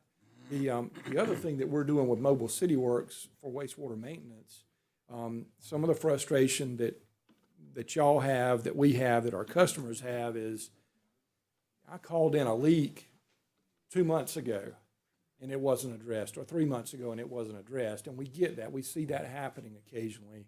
And so that's a work order that was generated in a piece of paper that was handed to somebody, and there's opportunity when you're passing around pieces of paper for either to sit on somebody's desk because it's in a stack, or for that piece of paper to get lost. When we're doing it electronically, you can get that real-time feedback, that the person in the field can be empowered when they're doing that work to close that work order, and that automatically puts it in the system, and then that reports right back to our customer care staff, so that when they're on the phone 3 days from now, what's the status, they can look and see real time what the status of that repair is. So I think it's going to help our customer experience. I really, really hope it does. We're investing a lot that those two advances are going to make life better every day for our customers. When do we get there again? What's the target? So for AMI, we're in negotiation with the vendor. We've selected the vendor. We're in negotiation right now for the contract. That's a 3-year rollout of installation of meters. I saw the request for 15 new iPads for water distribution come through yesterday. So that is happening. We're working, and all these things that Joey's talking about, and I said thanks to our team and program management, but they impact our own internal city departments. IT is supporting us, finance is supporting us, HR because we're hiring more people, legal because they're reviewing more contracts. It all, this lot of work that's happening is a lot. It touches a lot of folks, so they're supporting us as well. Joey mentioned the infrastructure rehabilitation report, the IRR, and that is an EPA deliverable that has to happen by November of 2019. There's a contract on consent agenda tonight that populates that infrastructure rehabilitation report. So you'll start seeing those things that are happening, and they're reviewing all the assessment and packaging up projects. But that report is going to populate a whole lot of infrastructure spend that we're going to need to do to our major infrastructure, our larger infrastructure. One final question. Yes, sir. From me. We're on. We've always been on pace, meeting the requirements and reporting. Does EPA bodies come to Columbia and look at what we're doing and what we've reported? So, no, sir. In general, they do not come to Columbia. We report through attorneys and through our program management staff and crew. If we have heavy rainfall events, we could have a problem in the Rocky Branch drainage basin or Lake Catherine. We can have sanitary sewer overflows there if we don't have those projects in. We can't get those projects in quick enough. So they've been designed. We're trying to get easements. We're trying to get those projects in the ground. Those are our next really high priorities, and that's $35 to $40 million worth of work that you're going to see come to you as construction contracts in the not too distant future. So we're on the gas pretty hard about that. Finally, I wanted to touch on spend, just what it looks like right now versus what the road ahead is. So far, council has approved about $220 million worth of projects that are related to the consent decree. Brian's original estimate was $750 million. Based on some conversations that we've been having, we think that the capacity number is maybe going to be a little more and the rehab number is going to be a little bit less. As we do this work to populate the infrastructure rehabilitation report and then the follow-on report from that, we're going to get a better feel for what this total spend is going to look like. And so we come asking for $80 million a year in CIP for wastewater improvements. We are projecting that path for the next 5 or so years and maybe begin to drop off a little bit beyond that. But hopefully a little less than a year, we're going to have a better feel for what this looks like, and we'll be able to give you a more realistic projection of what that spend is going to have to be to meet the requirements of the consent decree, because what's in that infrastructure rehabilitation report become enforceable deadlines for the consent decree. So much more to come, but again, thank y'all for supporting us, and we really appreciate it, and thanks to staff. Any questions? Very good report. Thank you. Thank you. Yes, sir. Very good. I'm pleased with from where we've been to where we are now. just one question that's constant. And you mentioned about how much a year?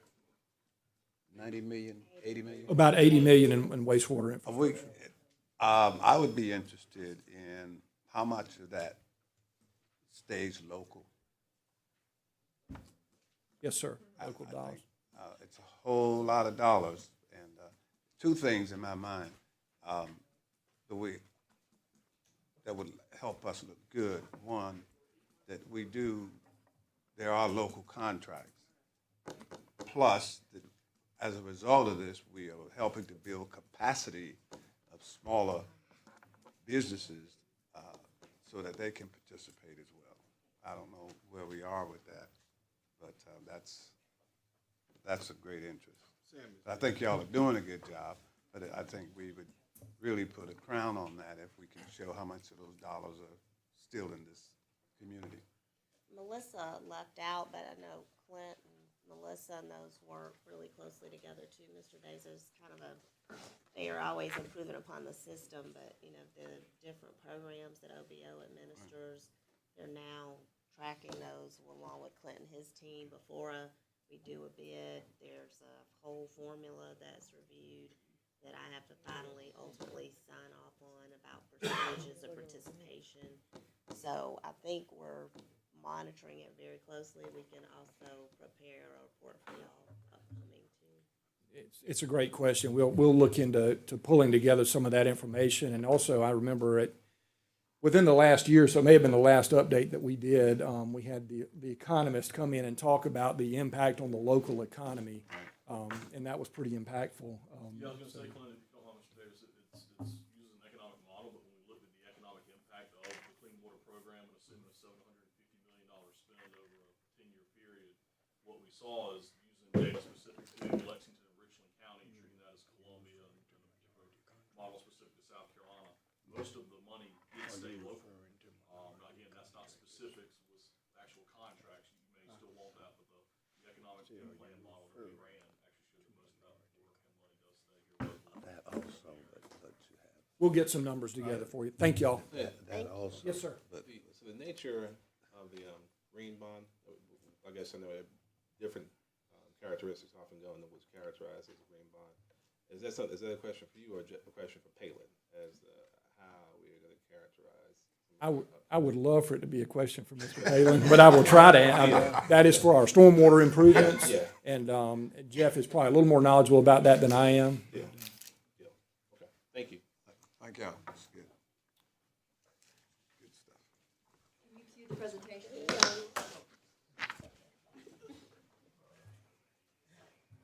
He escaped there. Don't find him. Hello, Dana. Hello, Ms. Wilson. So we are now having our final presentation, Park Street improvements, the Honorable Daniel J. Rickman So, and Mr. staff. Or do you want the staff? Want me to give a start? background? Yeah, let's start. Okay. Go ahead and start, okay. Thank you for letting us come today to give you a little background of how things are going with Park Street improvements. Just to give you a little background, we have been working with stakeholders, business owners, Vista Guild, thank you Meredith for coming today, to work on the corridor along Park Street from Senate to Gervais. That is an area where a lot of head-in parking, not a lot of pedestrian movements are very safe. So we've been talking to the groups about how to bring in safety for the pedestrians as well as a issue with roll carts. So over the past several years, we've met with stakeholders. We brought, Last decade. okay. I wasn't going to say that, but over the last decade, it's been a while. So thanks to y'all, we brought you forward the Chow design contract. They are actually here as well today to answer any questions about our rendering. We've got some preliminary renderings on the corridor. So they have been working diligently at looking at the corridor, getting the survey information, confirming the information, and they have come up with the rendering that I've got here on the computer. They want to include on. Okay, so Can't touch the screen. okay, That's Gervais, okay. Yeah, so this is Gervais, and, Senate's down here, so this is Monterey's, Monterey's right here, and then that parking that's angled backwards and forwards, with the flying saucer. And then this is a quarter where, Uncle Louie's, and then, is it Pearls? Pearls. Yeah, Pearls. So, one of the big issues that we were having are the roll carts under, along the sidewalk face. Well, it was the sidewalk, it's the parking, it's the visibility, the smell, you name it. And it's a major thoroughfare for our visitors that come and utilize the convention center hotel, and it's a gateway. And we've been talking about these improvements for, longer than I can count. It's been at least a decade, if not more. One of the things that they're showing is an enclosure. So just to zoom in, what Mr. Rickerman's talking about is the trash. We have a trash enclosure that is actually going to be, this is Park Street level. It would basically be an area for all the roll cars to be stored. And what I've been pushing staff, and we're gonna find a way to do it, is to make that where it goes underground and then comes up with a lift. Not necessarily this hydraulic system, but do it simple like the old. They do it in New York and places and others where it's basically a platform that goes down and all the roll cars can be on it, because we're gonna spend to fix this whole area up and then have trash still in the middle of it. People eating hair, walking there and everything. So finding the right, and I know Robert and them had looked at this, and there's only one company here that does it, and they're not here yet. And if I can, I was gonna say here where they're, They're in Greenville, I think is the closest location. I found out yesterday too, I didn't tell staff, I think the veranda project, they were gonna do it, but something happened at the end, which is more like what you're talking about versus the fancy version, but I don't know. So our original design was to take the elevated views and actually put roll carts in. This would have a rinse out area and some electrical areas. We've got a cost on that. I'm going to skip through this fairly quickly and get to where you want to talk about. The second one was an underground system. There's two underground systems. We actually saw this system here with the metal container in Orlando last year. I would guess, looking at the truck compared to what we have, it's about $250,000 for the truck. Plus underground, I don't know about that. We don't pay federal excise tax.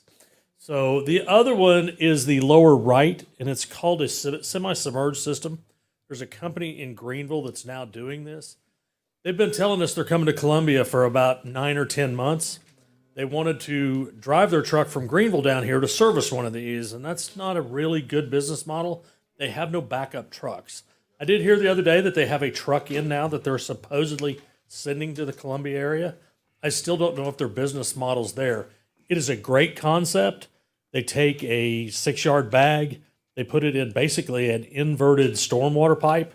The bag sets in, it's secured, you put your waste in, you pick it up. It's about an extra $40,000 for a crane arm on a rear loader garbage truck. You set it over the truck, you pull the rope, garbage goes into the back of the truck, and you cycle through the load. The issue here is, even though I think this is a proven method, and I think this is a great method for Columbia, we just need to make sure that these trucks are readily available and they don't break down, and somebody's still going to be in business 3 years from now. So, Robert, when you said that you hear there has a truck that's come to Columbia now, is there somebody else that they're currently going to be servicing? I mean, that's how you can tell. Gentleman told me last week that the truck was in, that they had to send it to the paint shop, and they needed 14 accounts before they would ever bring it to Columbia. But remember, we've been going down this road for about 9 or 10 months, and they've been going to do this business. So until they land in town, and I'm a person that you got to have a backup truck. If one of our garbage trucks breaks down, we've got to have another truck to actually service something. Their idea of servicing this, if it breaks down, and I know that a lot of you may not know this, is to get a Bagster truck from Waste Management, which is a non-compactor vehicle, and actually put it on the truck, drop it into a roll-off, and take it to the landfill uncompacted, which there again is just, it's not a good business model. The other drawback to this is the cost of service. The cost to service this is about twice as much as a regular service for a loader. So Councilman Rickerman wants to go somewhat simple, he says, or underground, and I get it. So we would have to develop a system that would be able to submerge. The one on the right is something we pulled out of the UK, very sophisticated. It actually goes underground. There's some passcode swipes that you can swipe from the electronic devices to allow use for where they put the garbage in the top. We would come by as a service operator, bring it up to level, pull the containers out and service it. The other one's a system that I found last night that's on a scissor lift, which maybe we could do electrically, but we've just started talking about this. We have Chow now looking at this to see if they can provide us some kind of caustic mechanism to what it would cost.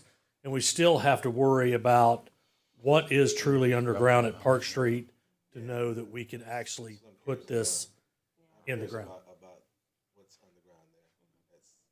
Well, I think what the whole point is nobody's looked at what's under there. So let's look at what's under there before we spend, $120,000 to put something on top that's probably not going to provide us the best solution.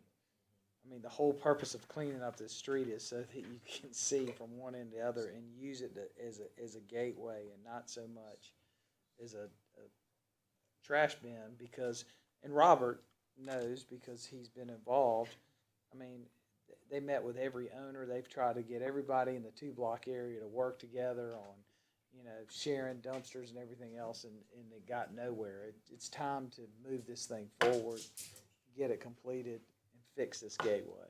No, I agree. No, I think let's address the trash can issue. There's some other areas with 3 dozen trash cans on the road. If we could figure out the right way to do it, bugaboo. which would be a hydraulic that would come up, and so in the evening they could bring it all up, everybody fill it up, and then put it back down, which would be great for Starbucks and these other people who have it out in the corner of Gervais Street and other places. But it's just interesting that block. I'm curious. A look underground is that a geotechnical look? Is that a? I'm not as worried much about geotechnical as I would be infrastructure, as in Utility. fiber, utilities, water, sewer. Would you agree? Yeah. It's not like 5 Points where when you went underground, you kept going and you kept going and you kept going and you kept going. I'm just more concerned about some of the discoveries we've had north of Elmwood and the like. That's more. But we would like the option to explore this a little bit more and see what we can find. And like I said, Chow's just seen this today. We've got them looking at it, and they're looking into it. I believe you pulled up the same picture we did out of the UK right now. So I'm going to turn a little bit, our last pit over to Dana. I believe it's the schedule. It is. Just if anyone's interested. I'm sorry, Dana, before you get started, so going back to Dana's point though, of what does it entail of seeing what's underground? I mean, what is that?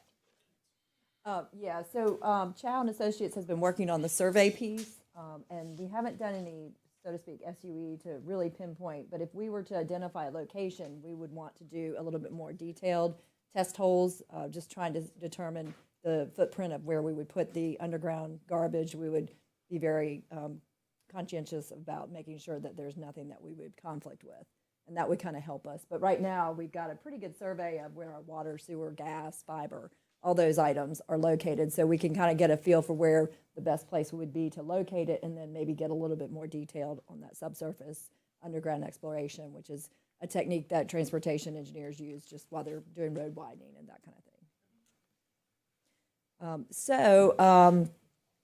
Chow's been diligently working. Thank you so much for attending. So if there's any specific questions, we can certainly bring them to the forefront. But right now, they are working towards a 90% submittal for January 24th, and this is all based on their NTP. That's why it's so specific. 100% by February 24th, and permitting completed by April.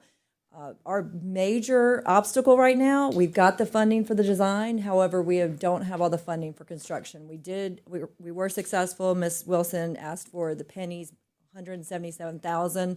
And we have just finished the IGA with them. They should be sending us that check to help us with the construction. But like I said, the construction cost is estimated at $836,000. There's funding for this project. There's what? There's funding for this project. Great.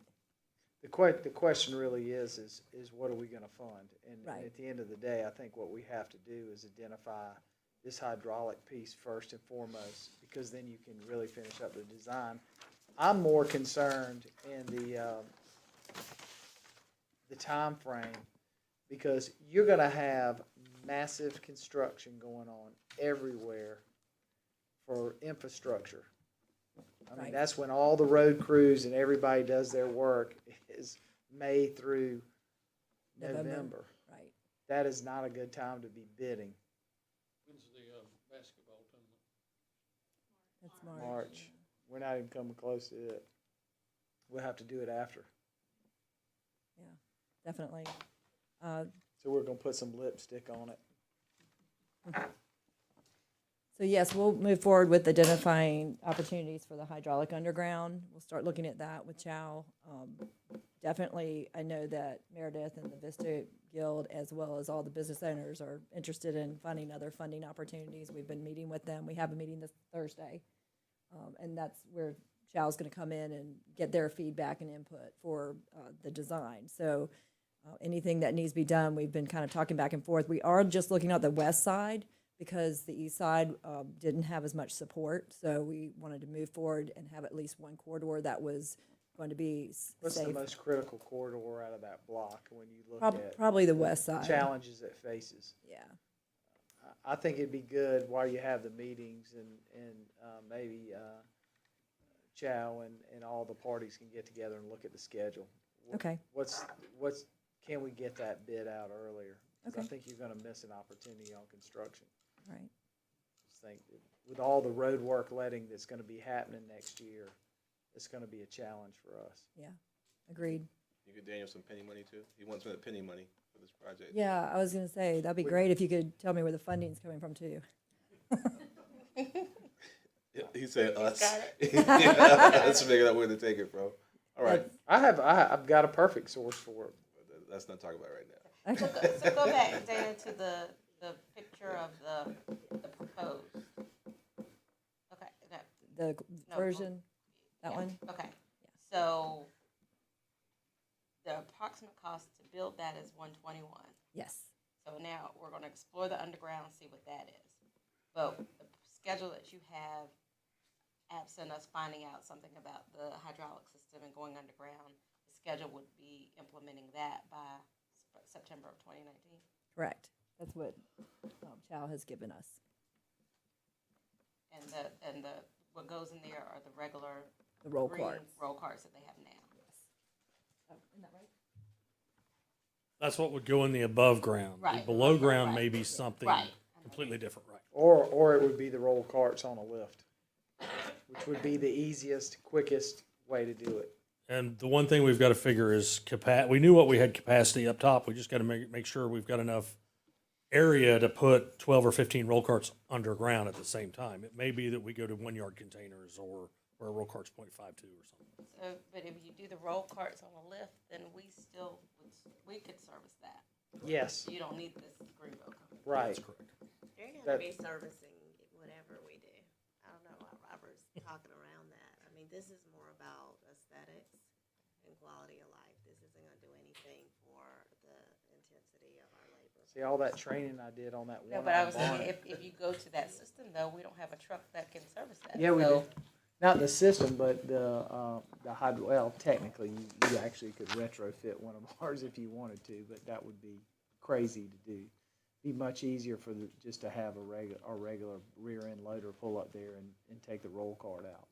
That's the simplest, cleanest way to do it. And it's been done before. It's not something new and unique. I just wanna be clear though, it's not a cost savings or an Right, yeah. efficiency No. thing. This isn't about that. The Yeah, I wasn't aesthetics. thinking about cost savings. I actually was thinking about increased costs if there was a Having need to buy buy a truck a with truck that right. serviced something different than what we already do. No, we're trying to. I'd like to do it with what we already have. And I think our goal would be to service it with a rear loader. They do make larger containers for rear loaders. They dump the same way we've got now. So I would like to see a larger container on wheels versus 12 or 15. Like an roll carts. auto container where you got a 2-yarder or something in there that can go with the lift in the back. Hospitals use a lot of those because they're space constrained. Ooh, ribbon cutting in June.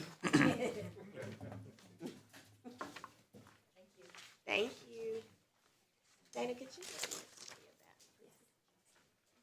Okay, if we, could have a motion for executive session, Mr. Mayor, and there is, there are a couple additional amendments for, well, additions for executive session as well. And we've, I'm sorry, one last thing. Yes, sir. We've talked to, the local businesses. They're all well informed on timeline and everything else. Oh, no. No, they've never seen any of this, not this presentation. I think there's gonna be a meeting Thursday, Dana, the meeting on Thursday, the mayor is asking how, much detail will you all be giving the merchants as far as like the timeline and? So, they've asked to be very interactive with the design. Uh-huh. So we are laying out the drawing that is before you and just making sure most of it represents discussions we've had to date. We just wanna make sure that they're good with it before they continue to the next stage of creating those construction drawings. So they have the rendering and they just wanna make sure what they imagine is in line with what the stakeholders are. And you're gonna be able to tell them before they come. In my sense, I took it out of Howard's expense account, so it's all good. in my sense is, other than the first month of football, that probably lines up with what they want to see anyway in terms of schedule. Oh, that is, I'm sorry. That's about right? Is that about right? Summer's better time, right? Yeah, so that's right into school and it's close with the exception of that 1 month, right? Yeah, if we could move it up 2 months, it'd be much better. Ready? Yeah, I'm ready. Yeah, please. Mayor, I make a motion, we go into executive session for receipt of legal advice pertaining to matters covered by attorney-client privilege pursuant to 30-4-70A2 municipal fees, receipt of legal advice relating to pending, threatened, or potential claims pursuant to A2 Taylor versus City of Columbia, discussion of negotiations, incidents, proposed contractual arrangements pursuant to 70A2 Soda City, discussions of matters relating to proposed location or expansion of services, encourage location or expansion of industries, other business pursuant to 70A2 development project, discussion of the development of security personnel devices pursuant to 70A3, and discussion of negotiations and proposed contractual arrangements to 70A2 ad hoc committee agreement, receipt of legal advice for matters covered by attorney-client privilege pursuant to 70A, and I reckon that's supposed to be 2 also. Resolution 2018-098, abandoned building. Is there a second? Second. Any discussion? Move the previous question, clerk call or roll? Aye. Yes. Aye. Here, aye. Aye. Aye, thank you. Head upstairs, Mayor.